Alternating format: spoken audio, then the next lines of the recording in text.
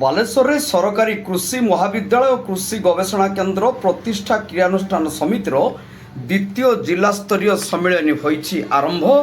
ଏହି ସମ୍ମିଳନୀରେ ସରକାରୀ କୃଷି ମହାବିଦ୍ୟାଳୟ ସଂଲଗ୍ନ କୃଷି ଗବେଷଣା କ୍ଷେତ୍ର ପ୍ରତିଷ୍ଠାନ କ୍ରିୟାନୁଷ୍ଠାନ ସମିତି ବାଲେଶ୍ୱରର ଦ୍ୱିତୀୟ ବାର୍ଷିକ ଜିଲ୍ଲାସ୍ତରୀୟ ସମ୍ମିଳନୀର ସଭାପତି ଓ ମଞ୍ଚାସୀନ ସମ୍ମାନସ୍ପଦ ଅତିଥିମାନେ ଯୋଗ ଦେଇଛନ୍ତି।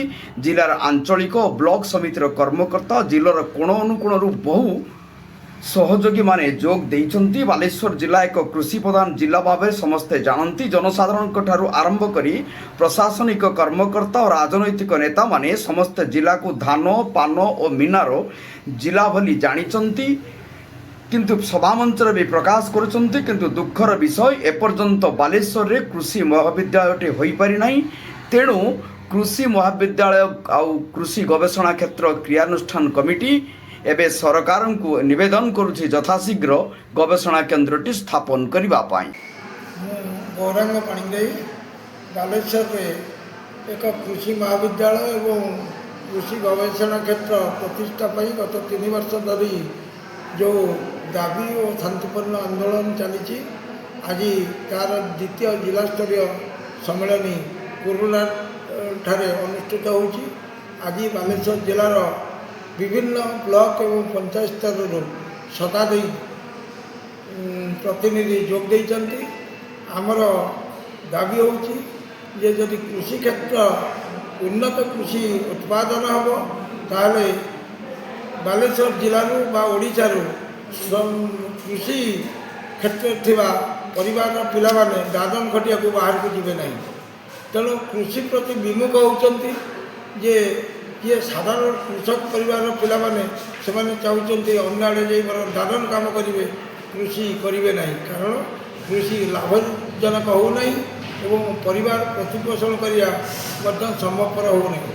ତେଣୁ ଏଠି ଗୋଟେ କୃଷି ମହାବିଦ୍ୟାଳୟ ପ୍ରତିଷ୍ଠା ହେଲେ, କୃଷି ପାଇଁ ଗବେଷଣା କ୍ଷେତ୍ର ପ୍ରତିଷ୍ଠା ହେଲେ, ଯେଉଁ କୃଷକ ପିଲାମାନେ ସେମାନେ ପାଠ ପଢ଼ିସାରି ଉନ୍ନତ ପାଠ କୃଷି ବିଷୟରେ ପଢ଼ିବେ, କୃଷି ବିଜ୍ଞାନ ଉପରେ ଗବେଷଣା ହେବ ଏବଂ ବିଭିନ୍ନ ଲାଭଦାୟକ ଫସଲ ଯଦି ଏଠି ଉତ୍ପାଦନ ହେବ, ତାହେଲେ କୃଷକ ପରିବାରର ଯେଉଁ ଯୁବକ ଯୁବତୀମାନେ ବାହାରକୁ ପଳାଉଛନ୍ତି ସେମାନେ ନିଜ କୃଷି କ୍ଷେତ୍ରରେ ରହିବେ ଏବଂ ନିଜ ଜିଲ୍ଲାରେ ରହିବେ। ଆ ଫଳରେ ଉତ୍ପାଦନ ବୃଦ୍ଧି ପାଇବ ଏବଂ ବେକାରୀ ସମସ୍ୟା ମଧ୍ୟ ପ୍ରୋଗ୍ରାମ କ'ଣ ପାଇଁ ମୁଁ ଧନ୍ୟବାଦ ଦେବି। ସମସ୍ତଙ୍କୁ ନମସ୍କାର, शुभेच्छा। आज जो ये प्रोग्राम आमर ये जो गवेषणा कृषि महाविद्यालय जो ये कार्यक्रम को नहीं मुझे स्वागत करुँची रेमुणा ब्लॉक चेयरमैन हिसाब से। मोर सब सदा सर्वदा समस्त पाखे मोर लक्ष्य अच्छी एवं यहाँ गोटे आम जिलार निहाती हवा दरकार।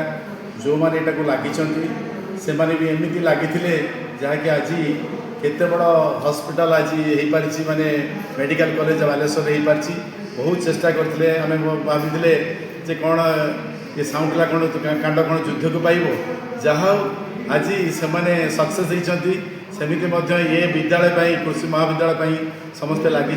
बहुत जन गुरुजन आम अच्छा बहुत चेष्टा कर बहुत बाधा विघ्न तथापि मु आशा करी आम बर्तमान ये सरकार ये तरफ जेहेतु गोटे ब्लॉक रे चेयरमैन अच्छी आम समस्ते सरकार को निवेदन करूँ निश्चित भाव में केमी हम आर समस्ते चेष्टा रही।